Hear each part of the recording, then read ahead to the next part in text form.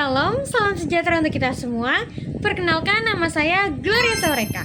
Saya adalah mahasiswa dari Universitas Patimura. Meskipun saat ini saya menempuh pendidikan di Kota Ambon, saya berasal dari Kota Jakarta Utara, teman-teman. Wilayah yang menjadi fokus pembahasan dalam video kali ini.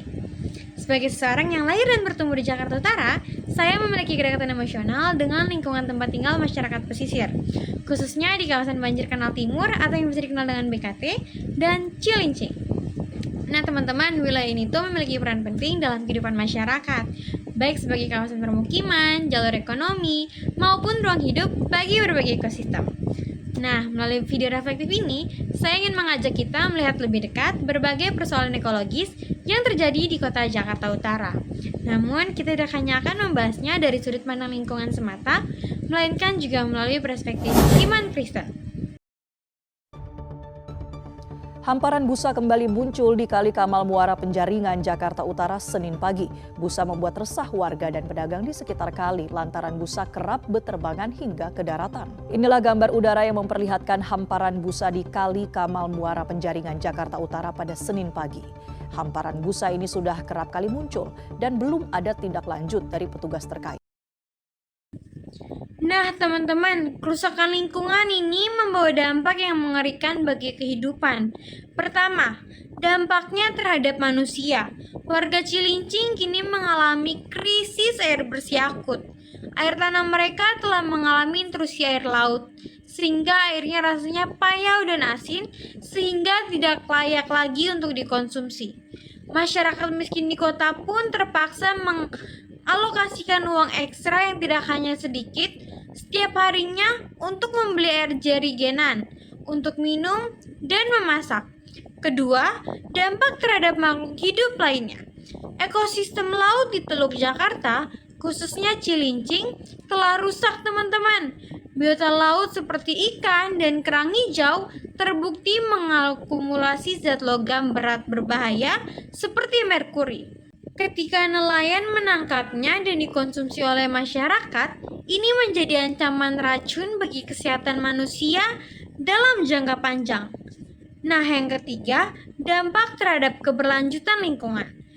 Polusi air yang tidak terkendali ini mematikan fungsi ekologis teman-teman, mulai dari sungai dan laut sebagai penyokong kehidupan.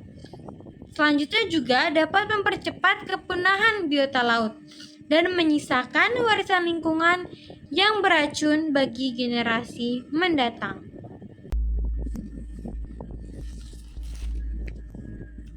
Nah teman-teman, melihat kerusakan di BKT dan Cilincing, hati kita tentu teriris. Sebagai orang Kristen, kita harus bertanya, bagaimana Alkitab memandang krisis ini? Di dalam Kejadian 2 ayat 15, firman Tuhan berkata, Tuhan Allah mengambil manusia itu dan menempatkannya dalam Taman Eden untuk mengusahakan dan memelihara taman itu.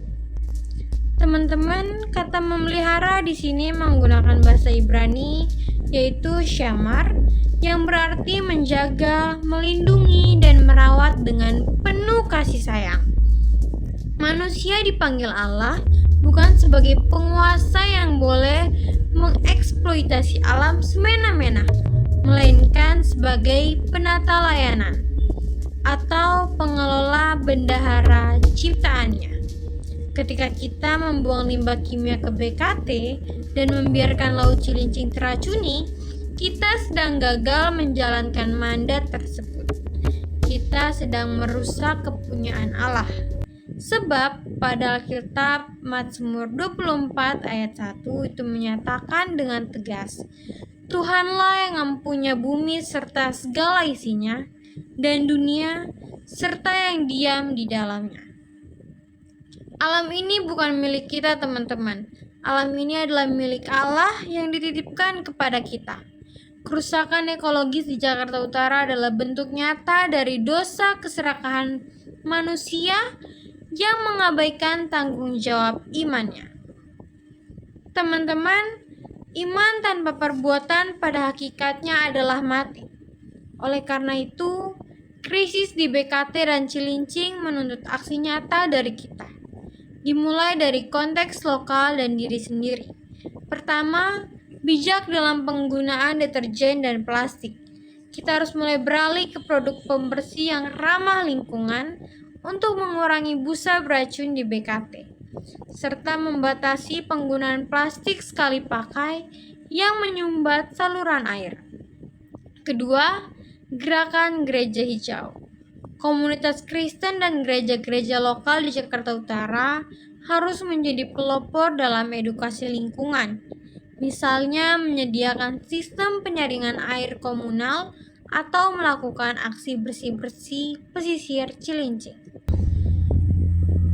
Nah teman-teman, dari hal ini dapat saya refleksikan yang gimana sebagai orang Kristen, saya tersadar bahwa mencintai Tuhan tidak bisa dipisahkan dari mencintai ciptaannya.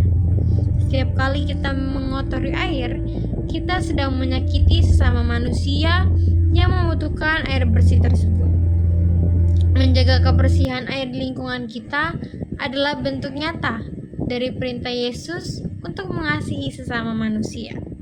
Kesimpulannya adalah masalah ekologis di BKT dan Cilincing bukan sekedar masalah kedinasan lingkungan hidup, melainkan masalah spiritualitas dan moralitas kita sebagai manusia. Pemulihan lingkungan hidup di Jakarta Utara harus dimulai dari pertobatan ekologis diri kita masing-masing. Mari kita kembali pada mandat awal kita, menjadi penata layanan yang membawa berkat, bukan kutuk bagi alam. Jaga air kita, rawat bumi kita, karena bumi ini adalah ciptaan Tuhan yang mulia. Saya Gloria Saureka, terima kasih. Tuhan Yesus memberkati kita semua. Shalom.